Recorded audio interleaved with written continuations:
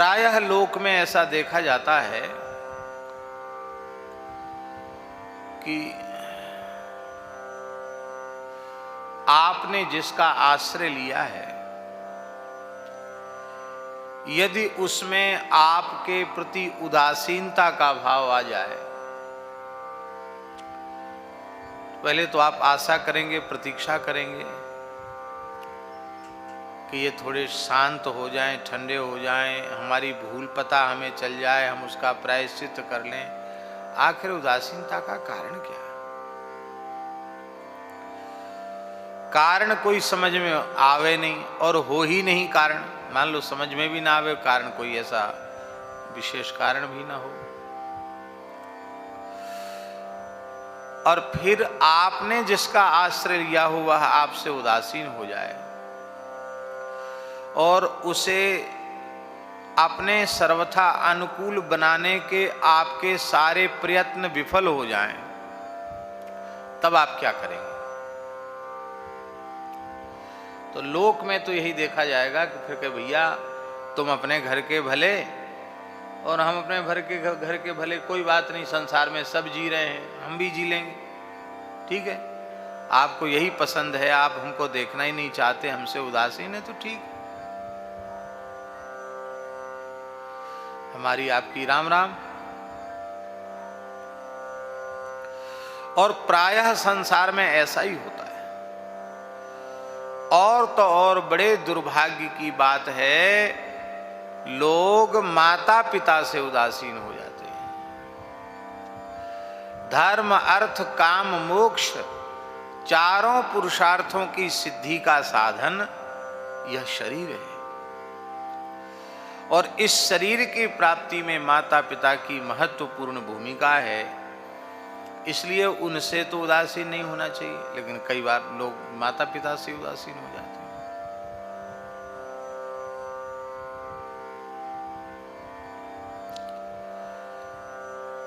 गुरु से उदासीन हो जाते हैं, और फिर माता पिता, गुरु, संत, इनसे उदासीन होने के बाद में फिर किनारे भी हो जाते हैं। ऐसा संसार में देखने को मिलेगा। अमुक व्यक्ति अमुक महात्मा से बहुत जुड़े थे, अब क्या हुआ? अरे बोले अब तो कुछ नाम में नहीं सुनना चाहते। क्या हुआ भाई? उन सब लोगों की गति यही होती है जिनके जीवन में अनन्याश्रय का भाव नहीं। इसलिए शरणागति में अन्याश्रय विष से भी भयंकर विष है।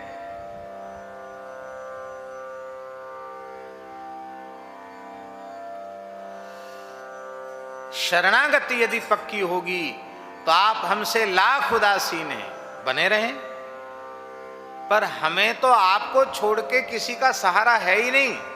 आप प्रसन्न हो तो हम आपके हैं, आप हमारे हैं, और आप उदासीन हो तो हम आपके हैं, आप हमारे हैं।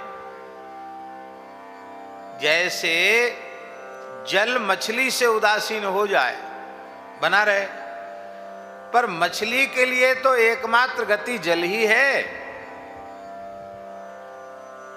जल को छोड़कर मछली कहां जाएगी? ऐसे हम आश्रय लें गुरु का, गोविंद का, तो बात बनेगी। और कहीं काम चलाऊ गुरु के चक्कर में फंस गए, काम चलाऊ भगवान के इष्ट के चक्कर में फंस गए, तो सब गड़बड़ हो जाएगा। हमारे महाराज जी सुनाते थे, पूज्य सदगुरुदेव भगवान श्री भक्तमाली जी महाराज, उनके मुखारबिंद से सुनी हुई बात। वो कहते थे कि इंद्र बृहस्पति से उदासीन हो गए, गुरु जी से उदासीन हो गए।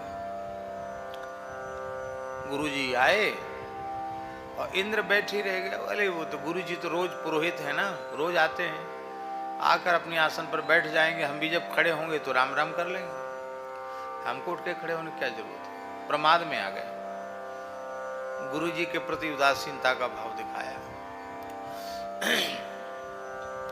गुरु जी अंतर्धान हो गए। अंतर्धान हो गए तो इंद्र का कर्तव्य था कि इंद्र खोजते, खोजा नहीं। लगा कि पता लगाओ कहाँ गए गुरुजी, घर? बोले घर तो गए नहीं है। कहाँ अंतर्धान हो गए। अरे बोले कहाँ जाएंगे, आ जाएंगे। नहीं आए तो आए नहीं, नहीं आए, नहीं आए तो कोई बात नहीं।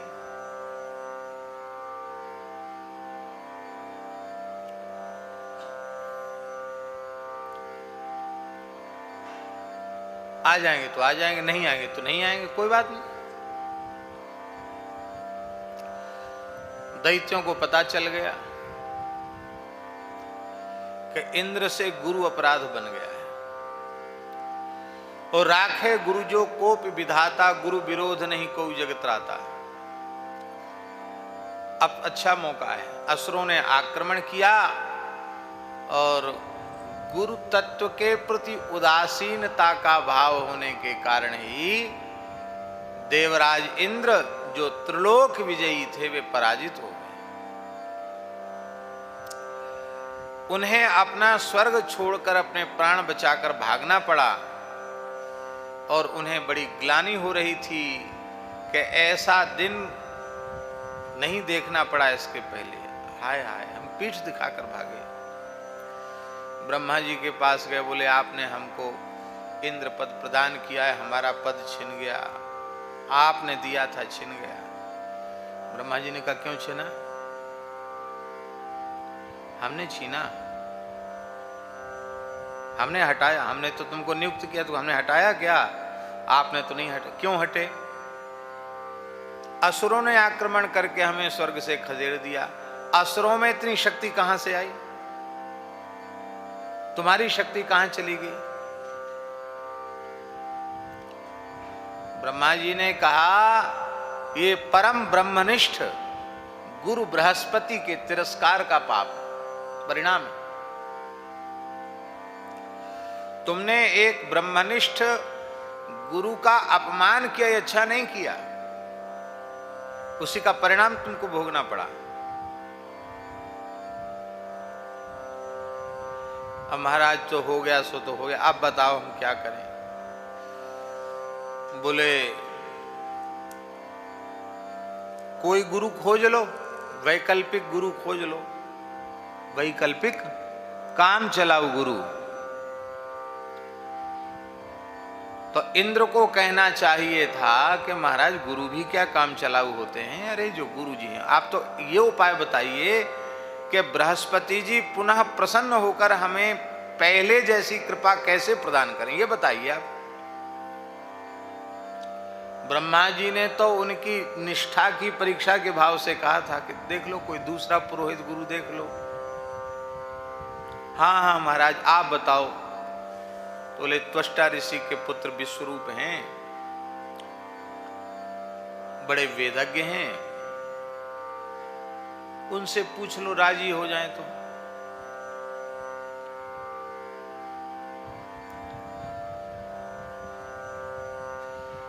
विश्वरूप जी को गुरु बना लिया। कथा आप सब जानते हैं। बोले गुरु जी कोई युक्ति बताओ कि शक्ति आवे और हम लोग पुनः स्वर्ग पर काबिज हों। उन्होंने नारायण कवच का उपदेश किया और नारायण कवच विद्या का आश्रय लेकर के पाठ करके देवता बलिष्ठ हुए और पुनः उनका स्वर्ग पर अधिकार हो गए, दैत्य परास्त हो गए। अब इंद्र ने कहा महाराज हमारा बल कमजोर न पड़े, रोज कोई न कोई अनुष्ठान कराते रहिए, यज्ञ करो। यज्ञ होने लग गया विश्वरूप जी के आचार्यत्व में। विश्वरूप जी की माताजी जो थी वो दैत्यों के खानदान की थी। दैत्यों ने आकर के एकांत में विश्वरूप जी से कहा कि आप हमारे भांजे लगते हो, और भांजा ही मामाओं के खानदान को चौपट करने के लिए बड़े बड़े मंत्र स्तोत्र और यज्ञ आदि करा रहा है, तो बड़े दुर्भाग्य की बात है। मामा भांजे का प्यार तो बड़ा प्रसिद्ध है। अरे भांजे राजा कुछ हम लोगों का भी ध्यान रखो। जो कहा था पहले, बहुत ध्यान से सुने, सो मत, पहले ही कहा था विश्वरूप ने कि उपरोहिताई का काम अच्छा नहीं है, पौरोहित्य कर्म अच्छा नहीं है। ब्रह्म तेज नष्ट हो जाता है। विगर्हितम धर्मशीलैः ब्रह्मवर्च उपव्ययम। हम शिलोंच वृत्ति से निर्वाह करने वाले, हमको पुरोहित होने की क्या जरूरत है? लेकिन बड़ों ने आदेश दिया है, अपने से बड़ों की बात माननी चाहिए। दोष आया कि नहीं आया? इतने पवित्र आत्मा भी पुरोहिताई करने से दोष आ गया। क्या? उनकी बातों में आ गए। अरे पुरोहित शब्द के अर्थ का तो विचार करते यजमान के निरंतर हित का चिंतन करे, तो कुछ ऐसी क्रिया भी करने लगे आहुति देते समय जिससे असुरों का भी बल बढ़े। देवराज इंद्र से यह छिपा नहीं रह गया। देवराज इंद्र ने काम चलाऊ गुरु का मस्तक काट दिया। इससे एक बात और सिद्ध हो गई, धनंजय दास जी, काम चलाऊ गुरु भी नहीं बनना चाहिए, नहीं तो ऐसी गुरु दक्षिणा मिलती है।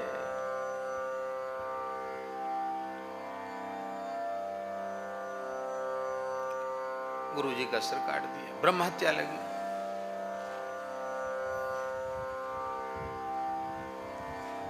त्वष्टा ऋषि ने अभिचार यज्ञ किया और वृत्तासुर उत्पन्न हुआ। वृत्तासुर महाभागवत थे, इंद्र के हाथ से मारे गए। इंद्र को पुनः अश्वमेध यज्ञ करा के ब्रह्म हत्या का प्रायश्चित कराया गया और फिर इंद्र अपने पद पर विराजमान। ये कथा पुराण प्रसिद्ध है, भागवत जी में भी है। आखिर फिर काम किससे चला? फिर उन्हीं बृहस्पति जी का आश्रय लिया, तब काम चला।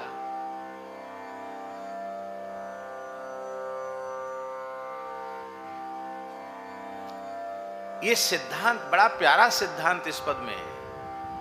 अपने से बड़े किसी कारणवश अथवा अकारण उदासीन भी हो जाएं, तो भी छोटों के मन में यह भाव रहना चाहिए कि हमें तो इनके चरणों को छोड़कर हमें दूसरे का आश्रय कहां है? हम कहां जाएंगे? जाऊं कहां तज चरण तिहारे, काको नाम पतित पावन जग के अति दीन प्यारे। जाऊं कहां तज चरण तुम्हारे। ये भाव बहुत जरूरी है।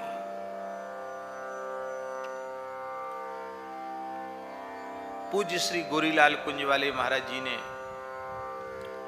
बड़ी प्यारी बात दास को बताई। उन्होंने कहा कि इस मार्ग में प्रायः साधक भटक जाता है। क्यों भटकता है? भटकने का कारण यह है कि जिनके चरणों का आश्रय लिया है उनमें जैसी श्रद्धा, निष्ठा, भाव, प्रेम होना चाहिए वैसा होता नहीं। तो उनमें तो दिखाई पड़ते हैं दोष और अन्यों में दिखाई पड़ते हैं विशेषताएं, गुण। तो वहां से विमुख होकर वो उधर जाता है, उधर जाता है, बस फिर वहीं से भटकना शुरू हो जाता है।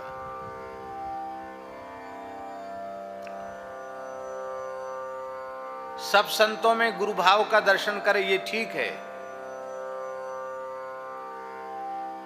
सब स्वरूपों में इष्ट भाव का दर्शन करे ये ठीक है, ये अनुचित नहीं है, ये बिल्कुल ठीक है, नहीं तो अपराध बनेंगे। पर एक बात अपने मन में पक्की रखे कि जहां कहीं अपने सद्गुरुदेव भगवान के विचारों के, सिद्धांतों के अनुरूप जहां कहीं कोई बात हमें सुनने के लिए मिलती है, वह आकार प्रकार भले ही भिन्न हो, उस स्वरूप में मेरे सद्गुरु भगवान ही मेरे ऊपर अनुग्रह कर रहे हैं। सब संतों में अपने गुरु जी को देखना, सब स्वरूपों में अपने इष्ट को देखना और ये अनुभव करना, इस धरती के सबसे श्रेष्ठ महापुरुष मेरे गुरुदेव हैं। इस धरती के सबसे श्रेष्ठ सिद्ध हमारे गुरुदेव हैं। इस धरती के सबसे श्रेष्ठ रसिक हमारे गुरुदेव हैं। इस धरती के सर्वश्रेष्ठ भगवत प्राप्त महापुरुष हमारे गुरुदेव हैं। वे होए न होए ये उनके ऊपर जाने, भगवान जाने, वे जाने।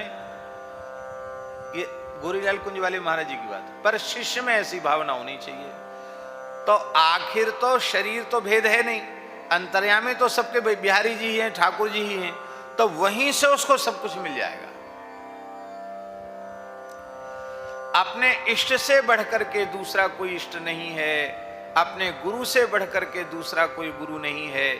ये भाव मन में सुदृढ़ रहेगा तो गुरु गोविंद के प्रति कभी उदासीनता का भाव नहीं आएगा, इनका स्वप्न में भी अपराध नहीं बनेगा और जीवन में भटकाव नहीं आएगा। नहीं तो पद पद पर भटकाव दिखाई पड़ेंगे।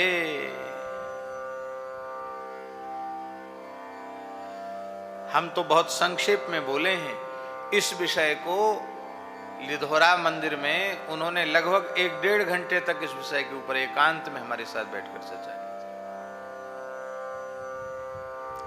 और बोले अंत में खोजने पर यह लगता है, मिलता है किसी भी सत से सुख, अरे जहां हम आकर्षित होकर गए थे वहां तो कुछ भी नहीं है, जहां छोड़ के आए वहीं सब कुछ था, और जिस दिशा में हम आकृष्ट वहां कुछ नहीं मिला, वहां केवल दम्भ पाखंड ही पाखंड, कुछ नहीं, हमारा पतन और हो गया।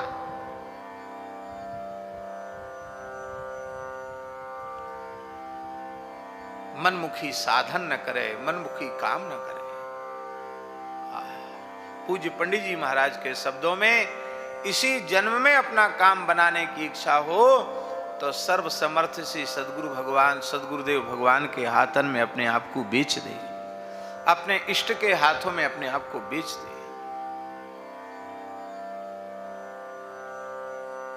अपनी इच्छा से कुछ न करे।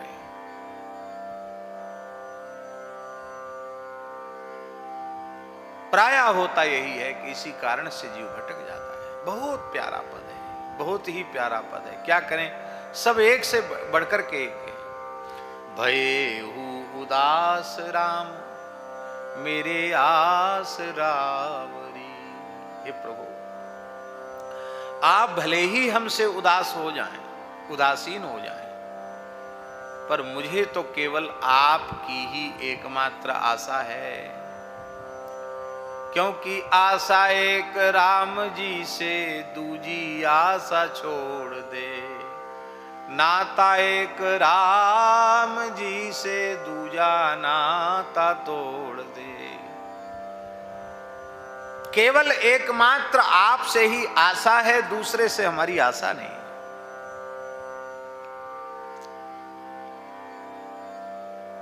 तो ये बात तो ठीक है,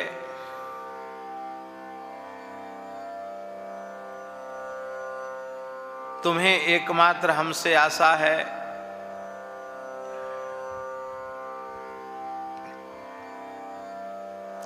ये तो अच्छी बात है, पर तुम कई बार अटपट बोलने लग जाते हो, सो क्यों?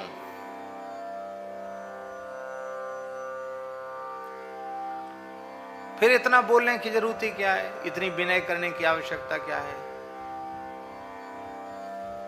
हम प्रसन्न हो तो, हम उदास हो तो, और तुम्हें तो हमारी ही आशा है, तो पड़े रहो। फिर ये बोलते क्यों चले जा रहे हो?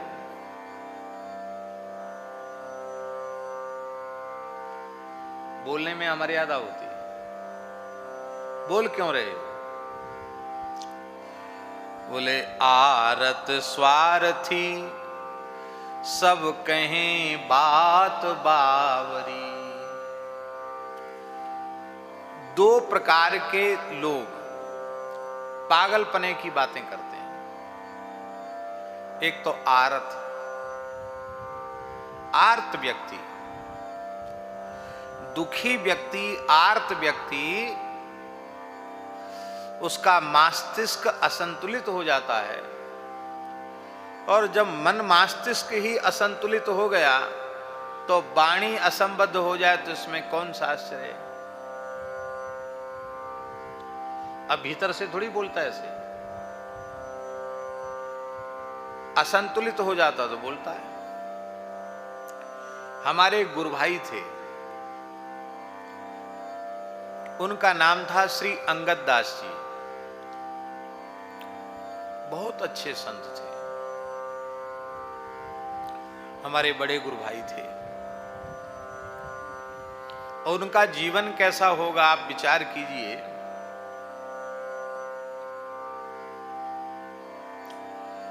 सात वर्ष की आयु में महाराज जी की शरण में आ गए। कितनी आयु में? तो हनुमान जी हनुमानगढ़ी में थे महाराज जी।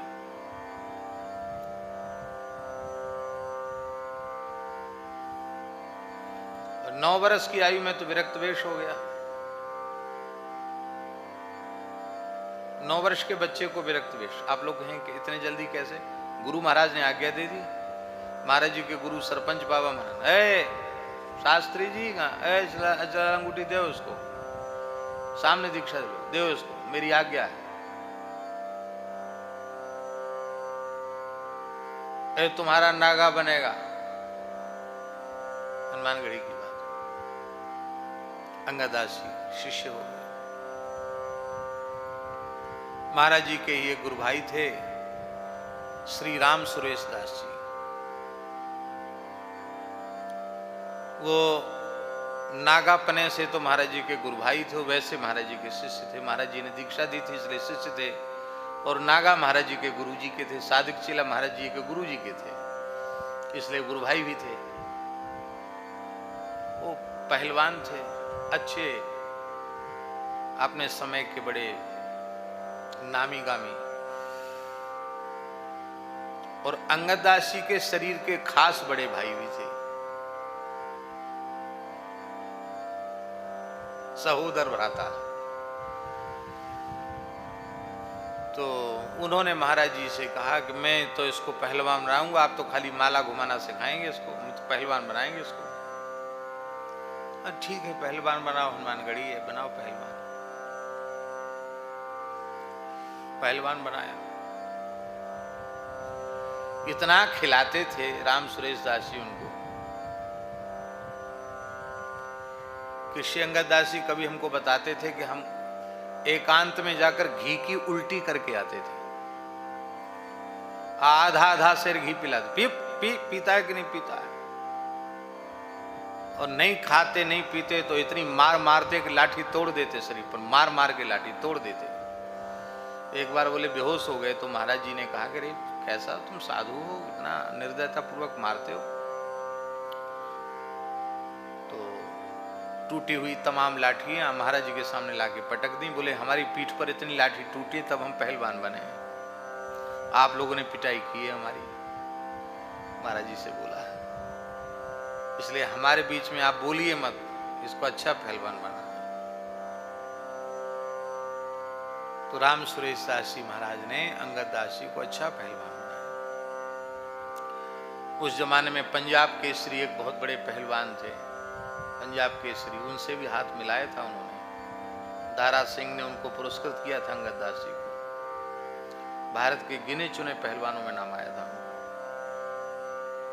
ये शरीर था गौर वर्ण, देखने में लगता था हाँ कोई है महात्मा। और बड़े प्रेमी थे, अनुरागी थे।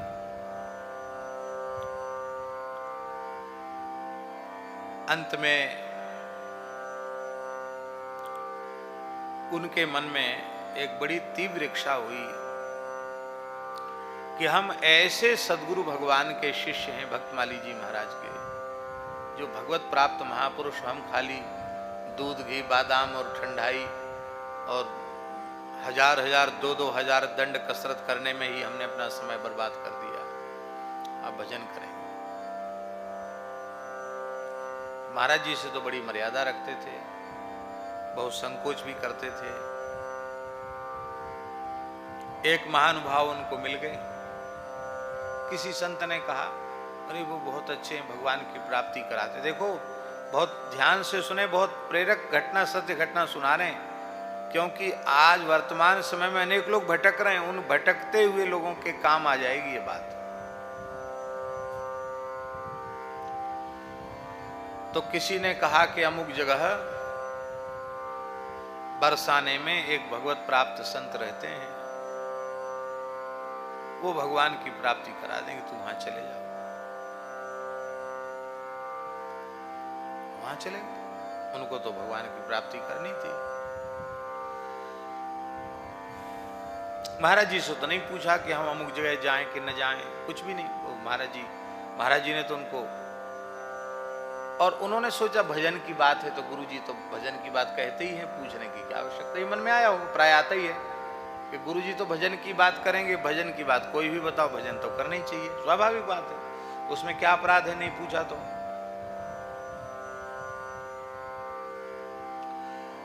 अरे हमसे बिना पूछे आप 108 गिरिराज जी की डंडौती लगाओ तो हम क्या बने कर देंगे कि तुम बीच में छोड़ दो डंडौती? कहेंगे अच्छी बात है, साधु बने किस लिए, डंडौती लगाओ।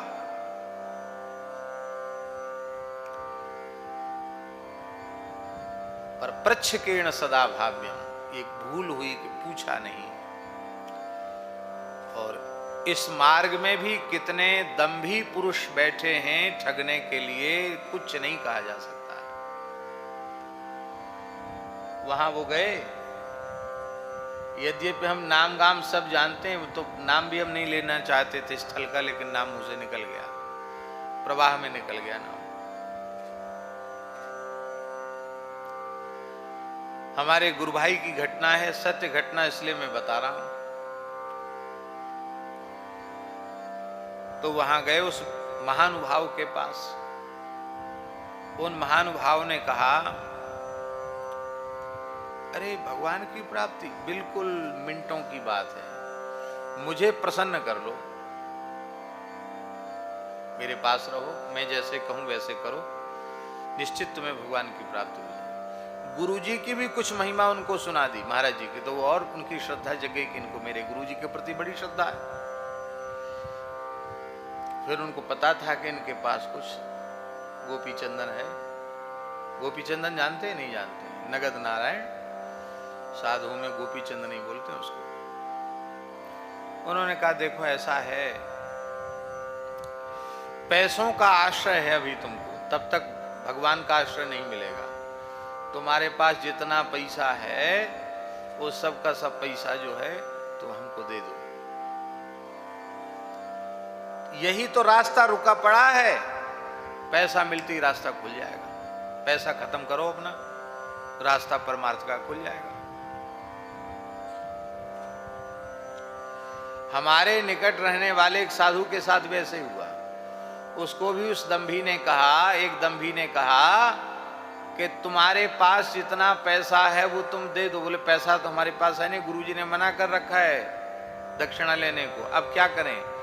बोले तुम्हारे घर में तो होगा, तुम्हारे पास कोई खाता पुराना? बोले हाँ हमारे घर में 2 लाख रुपए हमारे खाते में। बोले हाँ वो सब ला करके दे दो मुझ खाते में, तभी तुम्हारा कल्याण होगा।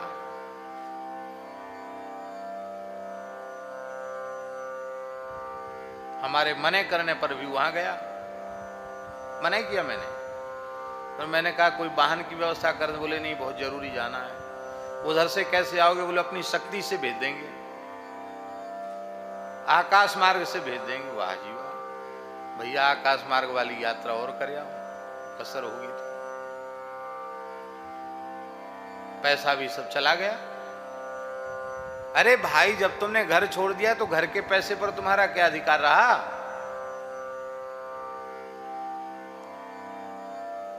ये बहुत विकट घटनाएं घट रही हैं। मेरी हाथ जोड़कर प्रार्थना है, भजन भले ही मत करो, दंभी लोगों से बच के रहो।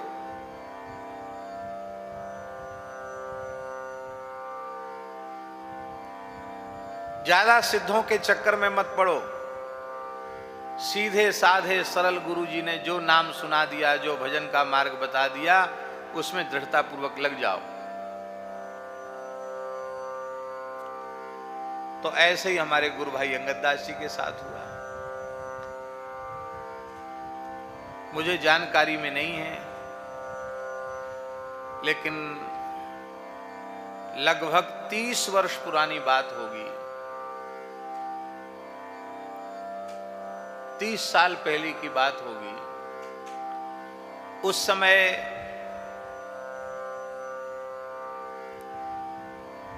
30 वर्ष पुरानी बात होगी, उस समय का कम से कम 5-6 लाख रुपया।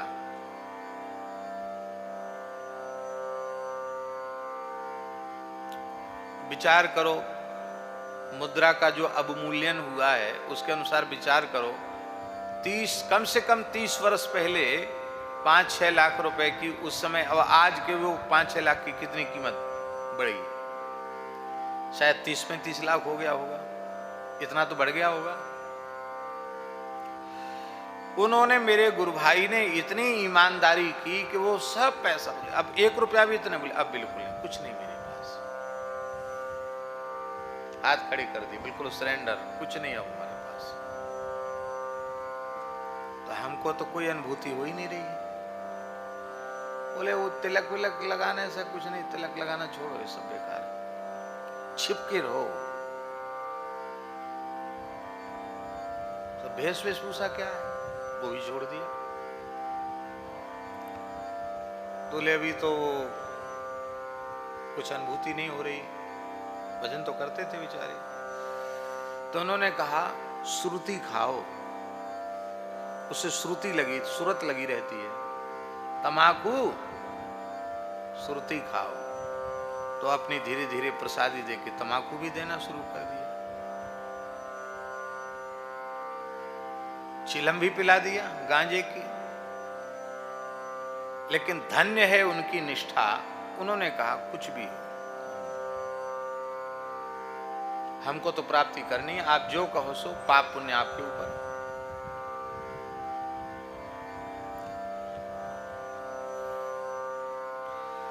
बोले थोड़ा यहाँ पुष्प तो तुमने लगा ही रखे हैं श्री जी के लिए, और थोड़ा प्याज भी लगा लो यहाँ। तो महाराज जी प्याज क्या होगा, आज्ञा पालन, लगा लीजिए, प्याज भी लगा लीजिए। इसको भून के थोड़ी चटनी बनाओ, अग्नि में भून के, इसकी चटनी भुरता वगैरह बहुत अच्छा बनता है, खाओ इसको। हमारे महाराज जी तो मना करते हैं कि सब, अरे बोले सब पुराने ऋषि मुनि सब कंदमूल फल खा के रहते थे, धरती का कंद ही तो है, और है क्या, प्याज कंद है ना, मिट्टी के भीतर होता है। आलू अरबी और प्याज में क्या अंतर है। प्याज भी खिला दिया उनको। और गुरु निष्ठा ऐसी थी उनमें, अंगद दास जी महाराज में, कि हम महाराज जी के साथ एक बार बरसाने में कथा थी, वहां गए तो महाराज जी बोले चलो अंगद दास जी से मिले हमें। सदगुरु भगवान भी कैसे थे, बोले चेला को फुर्सत नहीं तो जो गुरु जी ही चलें चेला के पास मिलने। महाराज जी और हम 2 मूर्ति पैदल पैदल चले, राधा बाग के सामने से होके जा रहे थे, और हमारे गुरु भाई अंगद दास जी एक कमंडल भर के देशी गुलाब के फूल भर के श्री जी में गुलाब के फूल अर्पित करने जा रहे थे। जैसे ही महाराज जी को और हमको आते हुए देखा, गर्मी का समय था, बालू तप रही थी, उस तपती हुई बालू में एकदम धड़ाम से गिर गए, सीधे के सीधे गिर गए, और इतना रुदन किया, इतना रुदन किया कि अपने नेत्रों के जल से महाराज जी के चरणों का प्रक्षालन कर दिया। महाराज जी हरिशरणम हरिशरणम कह के हाथ फिराते रहे। अरे बाबरे क्या हो गया, बस बस रहे, जाओ जाओ श्री जी के पास जाओ, कमंडल लेके चले। महाराज बोले तुमसे मिलना था, ले गए, वहां बैठे, फिर चले गए। महाराज जी ने कुछ नहीं कहा कि यहाँ रहो या मत रहो, यहाँ कोई बात नहीं। इसके बाद कुछ समय बाद इन्होंने कहा कि वो हमारे तो कुछ भी नहीं हुआ, हम तो जो कुछ करते थे वो भी नष्ट हो गया। अरे कम से कम तिलक लगाते थे, इतने 1000 मंत्राज का जप करो, सब खत्म हो गया, आपके पास रहने से उनको लाभ कुछ नहीं हुआ। अब ठहरे अखाड़ मल्ल। तो उन्होंने कहा देखो हम सब छोड़ दिए हैं पहलवानी कुश्ती, लेकिन पटक पटक के मारेंगे और समझ लो हमारा पैसा सब वापस ले लेंगे हम। उन्होंने कुछ ऐसा तंत्र प्रयोग करके उनको कुछ खिला पिला दिया। वो तंत्र मंत्र वाले ऐसे लोग टटका टोना तंत्र मंत्र भी जानते हैं कि अंगद दास जी महाराज, उनका दिमाग पागल जैसा हो गया। और उसी पागल, मैंने ऐसे पागल तो नहीं कि कपड़े फाड़े, लेकिन अव्यवस्थित हो गया। फिर वो महाराज जी के पास आए।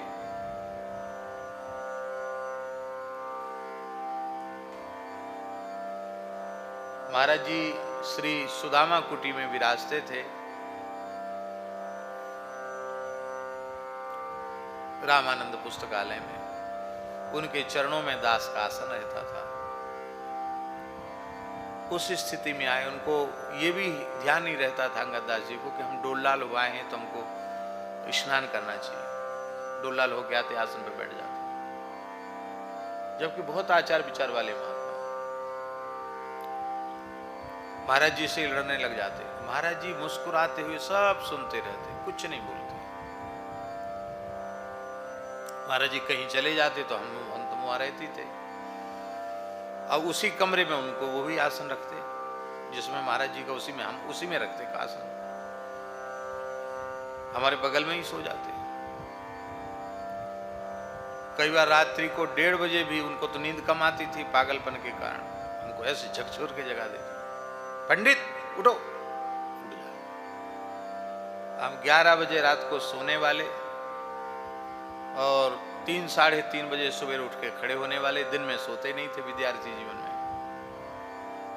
हमको तो गंभीर निद्रा आती थी, जितने समय सोते गंभीर निद्रा आती, जगा देते, उठो, उठ के बैठा देते, लाइट जला देते, पकड़ के उठा के बिठा देते, तुम्हारा हाथ देखेंगे। 1:30 बजे रात, एक हाथ अपना रख लेते, एक अपना। ओ महाराज जी के लगे थे, बुढ़े ने बहुत चतुराई की है, हमारा यहाँ का रेखा उठा के इस हाथ में तुम्हारे हाथ में रख दिया है। हमारा सब गुण, हमारा सब विद्या, जो कुछ वस्तु हमको दिया था ना, हमारा वस्तु उठा के तुमको दे दिया है। गुस्सा तो इतना आता है कि मार दो गला दबा के। मैं मन में सोचूंगा कि ये तो पहलवान है, मैं बच्चा हूं, दुबला पतला बीमार आदमी, वैसे ही ये दबा देंगे तो निश्चित सदगति होगी, इसमें कोई संदेह नहीं है। लेकिन चलो, जैसी भगवान की इच्छा। हम कहते कोई बात नहीं महाराज जी, आपको जैसे प्रसन्नता हो। अरे पंडित, तुम ऐसे बोलते हो कि बस हमारा सब गुस्सा ठंडा हो जाता है। चलो कोई बात नहीं, दाल घी गिरा तो कहाँ गिरा, कटोरे में गिरा, कटोरा कहाँ था, अपनी थाली में ही था। अपनी थाली के दाल के कटोरे में घी गिर गया तो जाएगा कहाँ, पेट में ही तो जाएगा। आखिर तुम हमारे हो ना, गुरु महाराज के नाते हमारे हो ना। हाँ, आपके तो छोटे गुरु भाई हैं, आप हमारे बड़े गुरु भाई, गुरु के तुल्य होते हैं। हाँ, गुरु के तुल्य मानते हैं हमको? हाँ मानते हैं। फिर कोई बात नहीं, फिर तो हमारा सब वस्तु तुमको मिल जाए, कोई बात नहीं। अब वो ऐसे तो दिमाग नहीं था उनका, ऐसा क्यों हो गया? क्योंकि वे आर्त थे, दुखी थे, डिस्टर्ब हो गए। तब हमारी समझ में आए कि महाराज जी इनकी किसी भी बात का बुरा क्यों नहीं मानते, प्रसन्न नहीं रहते।